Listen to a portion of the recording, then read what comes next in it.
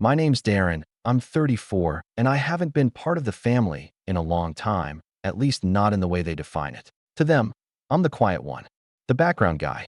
Not flashy, not loud, not sentimental, just present, always present. The one who helps out when needed but never makes a fuss. The one who writes the checks when there's an emergency, fixes the messes no one talks about, and somehow still ends up the one they ignore at birthdays and weddings. My mom says I'm too private. My brother calls me boring. My dad, he used to call me practical, but that tone has changed over the years. Now he just says I don't have the spark. And somewhere along the way, they convinced themselves I was just another piece in their picture-perfect family portrait. Necessary, maybe, but never central. Not like my brother, Kevin. Kevin is 2 years younger than me and has been the golden child since he was in diapers. I'm not even bitter about it anymore. It just is what it is. He was the one my mom bragged about at book club, the one my dad trained to take over the business, even though I was the one working behind the scenes since college, managing the accounts, the legal side, the licensing, everything. Kevin couldn't read a quarterly report if it was printed in cartoon font, but he knew how to charm a room, and to my family, that was what mattered. He was the face. I was the guy behind the curtain, making sure the lights stayed on. I never argued. Not once. Not when Dad gave Kevin a company car I'd leased under my name. Not when Mom told neighbors that Kevin had really turned things around at the business after I'd quietly fixed a massive IRS issue 2 years ago. Not even when Kevin started calling himself CEO, despite the fact that the business has legally been mine since Dad signed it over, thinking it was just for taxes. I smiled. I nodded. I made sure payroll didn't bounce and that everyone else could keep pretending. It wasn't about ego. Honestly, I didn't care about the title or the credit. I just didn't want to see the whole thing fall apart. Dad built the company from nothing, and even if he never acknowledged my role, I wasn't going to let it collapse. It was supposed to be temporary, a legal technicality after Dad's back surgery when we had to shift things around for liability reasons. He handed over ownership to me without really looking at the paperwork. I figured we'd revisit it later, but later never came. Instead, Dad started acting like he was back in charge, ignoring every update I sent him. Kevin stopped showing up entirely, except when he needed to schmooze with a client or impress a girlfriend. And my mom, she just kept reminding me that Kevin is the future of this family. Every dinner, every phone call, as if I was the past, as if I hadn't kept them all afloat, including the mortgage on the very house we all gathered in last week for Dad's 60th birthday. That house. God, that house.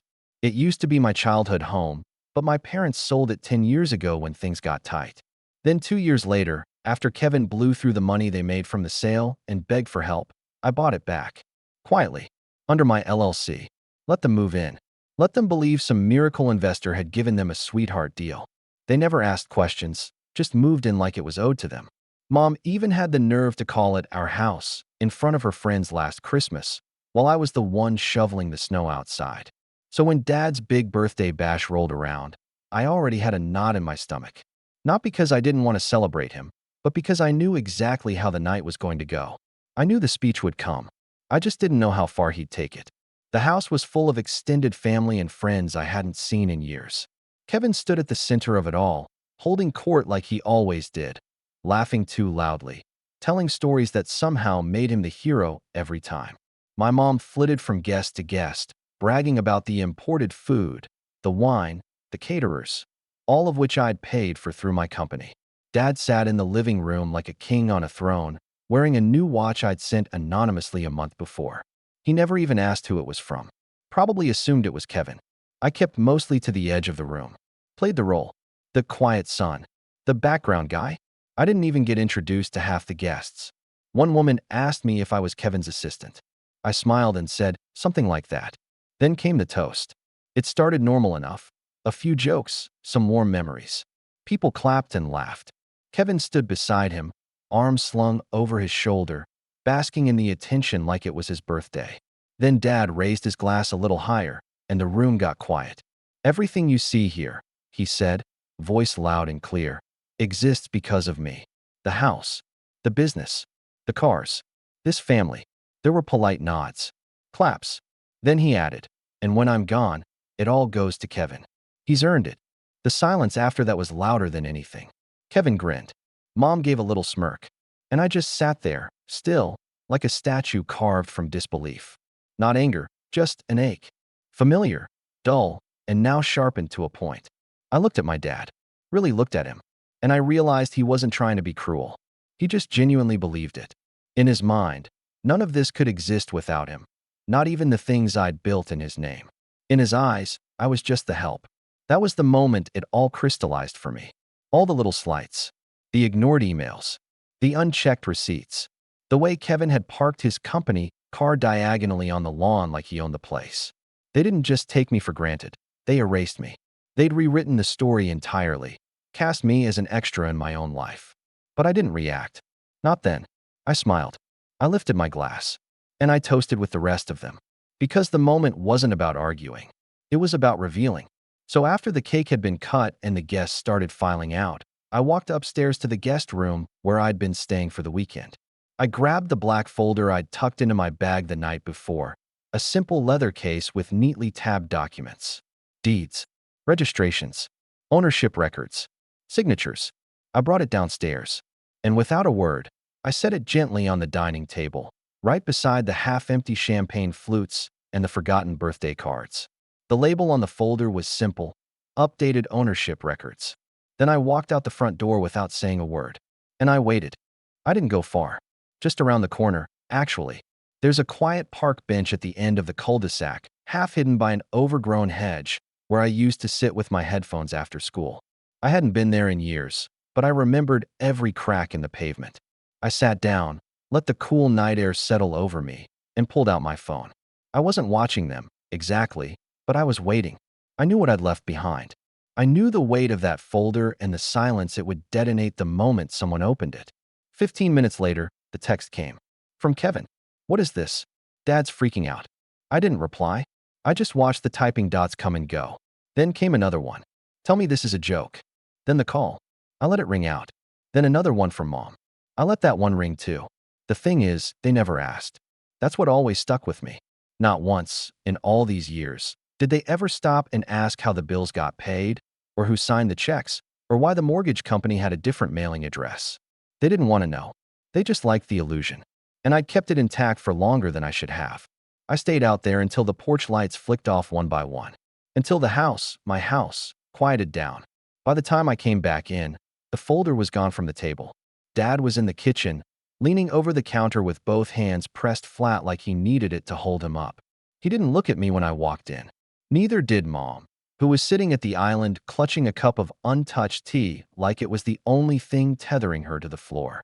Kevin, though? Kevin came storming out of the hallway, folder in hand, papers spilling from the sides like it had already been rifled through by frantic fingers. "You think this is funny?" he said, voice sharp. I didn't answer, just looked at him. "You can't do this," he snapped, waving the folder like a weapon. This is ours. This house, this business, everything. You don't get to just rewrite history." I walked past him and poured myself a glass of water. Took my time. "I didn't rewrite anything," I said. "I just filed it properly." He opened his mouth to speak, but Dad cut in from the kitchen, voice low, heavy. "Is it true?" I turned to face him. His hands were still braced on the counter. His eyes hadn't moved. "Yes," I said. "The house, the business, the cars, everything Kevin's been showing off like a prize. They're mine. Registered, owned, maintained, by me." Mom finally spoke.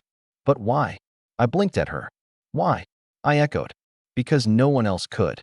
When the IRS came knocking, when the accounts were frozen, when Kevin maxed out 3 company credit cards in a month, who fixed it? Who paid off the vendors so you could keep hosting brunches like nothing happened? Who signed the refinancing papers on this place when your credit score didn't qualify you for a loan? Mom's lip trembled, but I wasn't angry. I was done being angry. I was just exhausted. "You didn't even ask," I said quietly. "You just assumed I'd keep showing up. Keep cleaning up. Keep disappearing into the background." Dad finally looked at me. Really looked.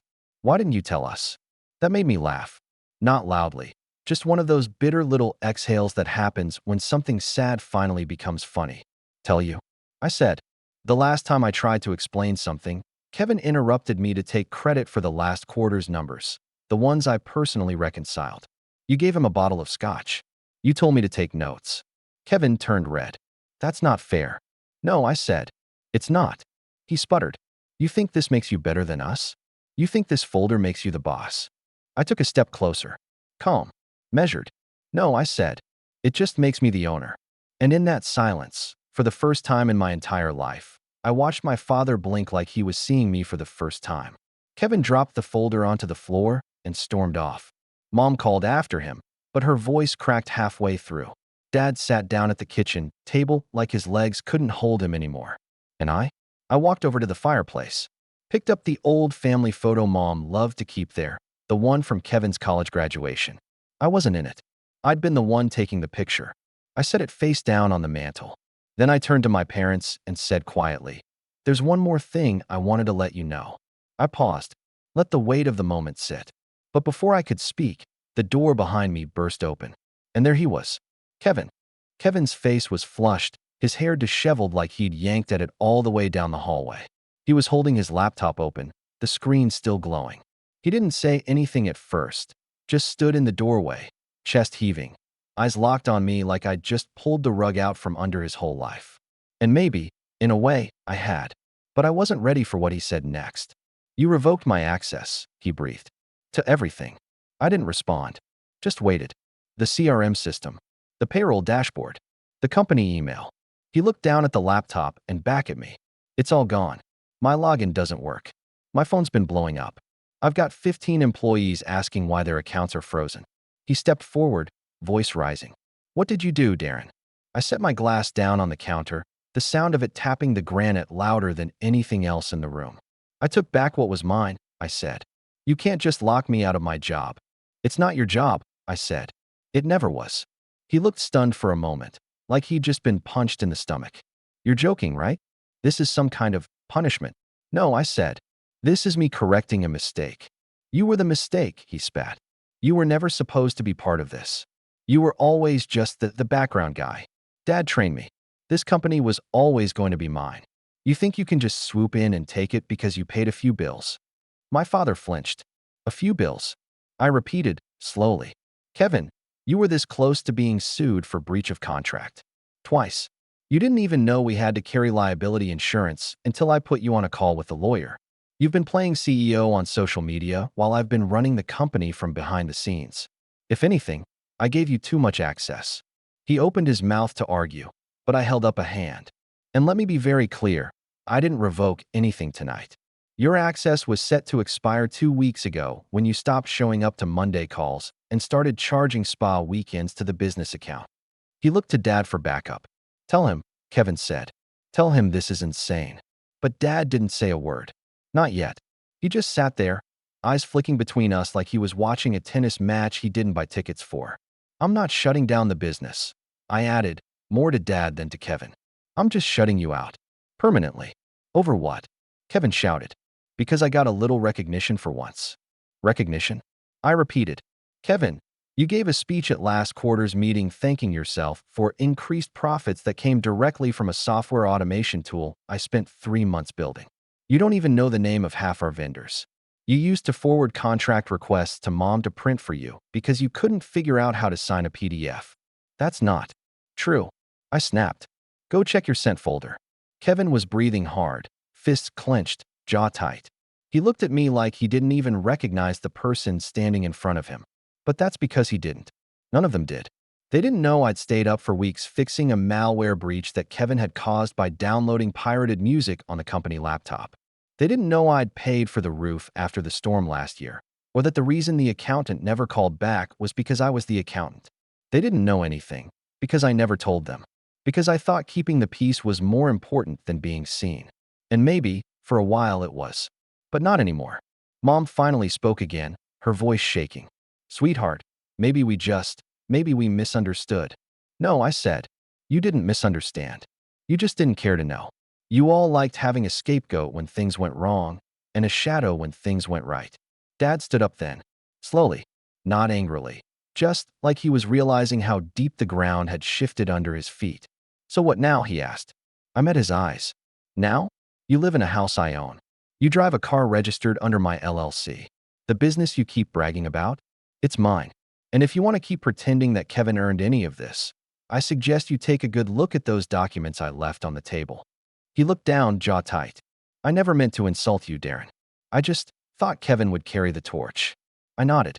He can't carry a torch if he doesn't know where the matches are. The room was dead quiet. Until Kevin's voice cut through again, lower this time. More desperate. You can't just erase me. I looked at him. Really looked. And for the first time in years, I didn't feel guilt or resentment or even anger. I just felt done. I didn't erase you, Kevin, I said quietly. You did that all on your own. And then Dad's phone lit up on the counter. A new email notification. From the legal team. Subject line, formal transfer of executive authority, confirmation attached. He reached for it. Opened it. Read it. And his eyes widened. He looked up at me, mouth half open. Darren, this isn't just the company. I nodded. No, it's everything. And that's when the front door suddenly swung open again. I turned. It was Uncle Richard, with an envelope in his hand. Uncle Richard wasn't the dramatic type. He was my dad's older brother, retired, calm, the kind of guy who brought his own folding chair to barbecues and read contracts like they were bedtime stories. I hadn't seen him all night, and I wasn't expecting to see him now, let alone walk through the front door uninvited with a manila envelope clutched in one hand and a grim look on his face. He looked around the room slowly, at Kevin still clutching his laptop, at my dad sitting pale and stiff behind the kitchen island, at me standing there like I'd just set off a bomb. He walked over without a word, laid the envelope flat on the counter, and said, I thought I'd let you know in person before the rest of the board finds out in the morning. Dad blinked. The board? Uncle Richard nodded. You remember the quarterly review we postponed? I just got off the phone with the advisory committee. What are you talking about? Kevin asked, voice cracking. Uncle Richard turned to me, then gave me a slow, measured nod, a gesture I hadn't seen from anyone in this family in a long time. Not respect, not pity, just recognition. Darren submitted the full audit you asked me to keep confidential, he said to Dad. I didn't want to believe it at first. I really didn't, but it checks out. Every transfer, every invoice, every asset shift. He didn't hide a thing. He tapped the envelope. This is a copy of what's going out to the rest of the shareholders tomorrow. My dad's hand hovered over the envelope like it burned to the touch. I didn't ask for an audit. No, I said. But the bylaws you wrote in 1993 let any majority shareholder request one if they feel there's been financial misrepresentation. Which, as of last month, I am. Dad turned to Richard in disbelief. You let him do this? Richard shook his head. No, you did. You signed over 71% of company equity to Darren 5 years ago when he refinanced your buyout plan. You just didn't bother reading the clauses. You assumed he was cleaning up your books out of loyalty. I didn't flinch. And I was. But loyalty doesn't mean silence forever. Kevin looked like he'd been punched in the chest. You're lying. No, Richard said, voice flat. He's not. Silence. My mom looked between us all, eyes filling with tears, not from understanding, but from the sudden, painful realization that the world she'd constructed around her golden boy and her untouchable husband was collapsing from the inside out. You were always so quiet, she whispered, like it was an accusation. I turned to her. Maybe if someone had listened when I wasn't. She looked away. Dad finally tore open the envelope, scanned the papers inside. I watched the color drain from his face as he reached page after page. Tax filings, asset declarations, legal filings, even the board memo Richard had already prepared. Every page was a brick in the wall I'd spent years building in silence, stone by stone, while they all thought I was just helping out. Kevin leaned against the wall like he might slide down it. You're ruining everything. No, I said. I'm cleaning it up. You can't just take everything from us. I didn't take anything. You handed it to me because none of you paid attention. You just assumed I was happy being invisible. And maybe I was. But invisible doesn't mean incompetent. Kevin stepped forward, desperate now. Okay. Look, I messed up. I'll fix it, okay? You want me out of the company? Fine. I'll leave. Just don't take the house. Don't leave Mom and Dad with nothing. I studied him. There it was. The switch. The plea. The fear. Do you know how many years I stayed silent because of that? I said quietly, because I didn't want to leave them with nothing. I looked at my father. You could have sat me down at any point, asked me what I was doing, what I needed, what I wanted. He didn't respond. He just looked small, not angry, Not proud, just small. You said this all exists because of you, I said. But if that were true, it'd be gone by now. Uncle Richard cleared his throat. The board's reviewing a proposal Darren submitted. He's restructuring everything, dissolving old debts, shifting assets. He's even offering early retirement packages to long-term staff. Dad's eyes shot up. You're firing my people? No, I said. I'm giving them a choice. Stay and get paid better, or leave with full pension and a bonus. Unlike Kevin, I don't believe in milking loyalty dry. Richard added, you should be thankful, really. If Darren hadn't stepped in when he did, the company would have collapsed 2 years ago. You'd be in bankruptcy court, and Kevin would be live streaming your foreclosure. That finally hit home. Mom gasped softly. Kevin sank into a chair. I'm not evicting anyone, I said. The house stays in the family, technically. You can live here for as long as you want. Rent-free. But it's not yours. It never was. And the business? Dad asked quietly. I'll keep running it, I said. Properly. Legally. Profitably. But it won't be under the family name anymore. That name doesn't mean what it used to. I walked to the mantel and picked up the family photo I'd flipped earlier. Turned it back over. Looked at it for a long moment. I used to think I had to earn a place in this picture, I said.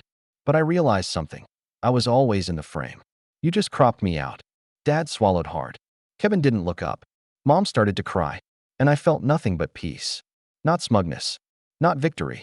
Just relief. Like I'd finally dropped the weight I'd been carrying since I was a teenager. The weight of silence. Of being useful but never valued. Trusted but never respected. I turned to Uncle Richard. Thank you for backing me. He smiled slightly. You didn't need my backing, Darren. You just needed to stop hiding. I nodded. Then I walked toward the front door, grabbing my overnight bag on the way. Kevin stood suddenly. Where are you going? Home, I said. To my other house. You're leaving? After all this. I didn't do this to stay. I did this to fix it. He opened his mouth again, but I raised a hand. One more thing, I said. The new HR policies go into effect Monday. You're no longer allowed to charge personal expenses to the business. And I've reassigned your title. To what? He asked bitterly. I looked him in the eye. To unemployed. His mouth dropped open.